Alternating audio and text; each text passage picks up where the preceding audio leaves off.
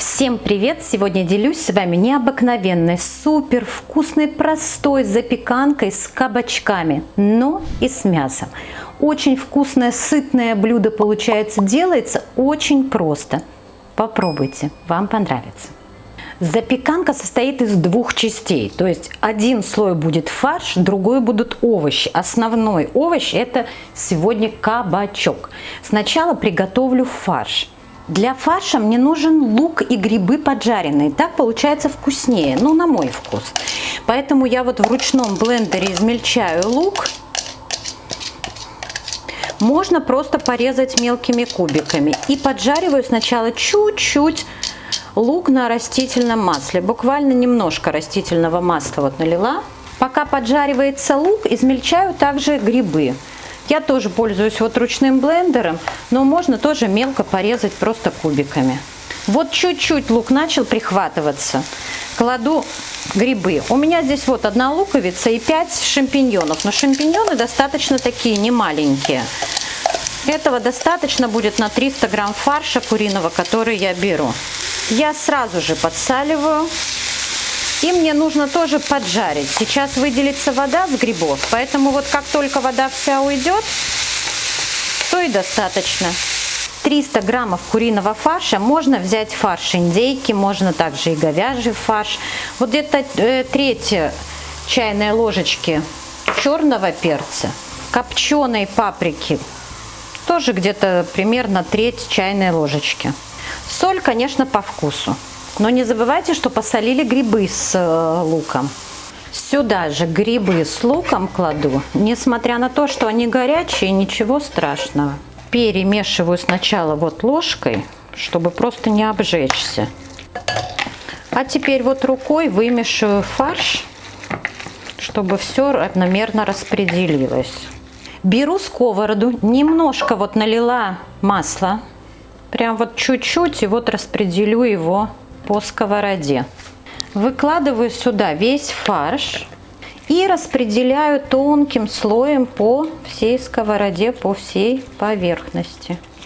Делаю небольшие углубления, отверстия вот такие вот, чтобы пропекся сейчас второй слой, который будем класть, и чтобы они соединились вместе, не отделялись друг от друга. Овощной слой от мясного. На крупной терке вот натерла кабачок и кладу его в чашку. 3 зубчика чеснока тоже режу не сильно мелко, но и не крупно. И чеснок вот я люблю здесь именно порезать, не выдавливать. Но если вам нравится выдавленный чеснок, то, пожалуйста, можете выдавить. Сюда же в чашку. Зеленый лук тоже режу мелко, но вот у меня здесь достаточно толстый такой зеленый лук. Если у вас есть мелкий, лучше использовать мелкий. В этот раз в магазине не было, так мне пришлось взять то, что было. Тоже идет сюда. Помидоры режу тоже маленькими кубиками. У меня 2 маленьких помидора. Если у вас большой помидор, возьмите 1. И тоже складываю в чашку. И добавлю немножко вот петрушки, зелень можно любую взять, которую вы любите. Петрушка, укроп, кинзу. Я добавлю сюда петрушку. Вкусно так пахнет, свеженькая петрушка прям. Разбиваю сюда одно яйцо. Вначале забыла сказать, добавляю щепотку орегано. Но если у вас нет, не обязательно.